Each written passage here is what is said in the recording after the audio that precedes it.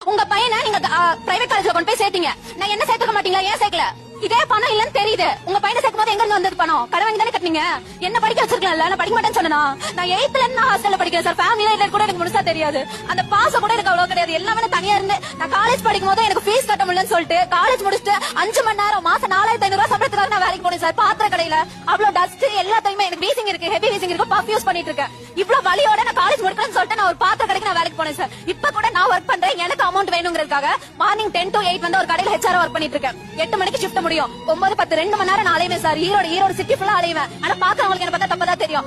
ஒவ்வொரு கடையா ஏறி அடுத்து என்ன ப்ராடக்ட் பண்ணலாம், அது ப்ராடக்ட் எங்க கிடைக்கும் அப்படின்னு அலைவேன் சார். பசங்க கிண்டல் பண்ணுவாங்க, நான் கண்டுக்க மாட்டேன். கடையில இருக்கவன் பேசுவான், நான் கண்டுக்கவே மாட்டேன். முடிச்சு நான் வீட்டுக்கு வரும்போது 10 மணி சாப்பிட்டு உட்காருவேன். 5 மணி நேரம் 2 மணி நேரம் 3 மணி நேரம் வேலை செஞ்சுட்டு தான் சார் தூங்குவேன். நான் தூங்குறதே பாத்தீங்கன்னா 4 மணி நேரம் தான் இருக்கும். வீட்டுல இருக்கவங்க புரிஞ்சுக்க மாட்டாங்க. அந்த வலிய வேதனை எனக்கு மட்டும் தான் தெரியும். நான் யார்கிட்ட சார் போய் சொல்ல முடியும்?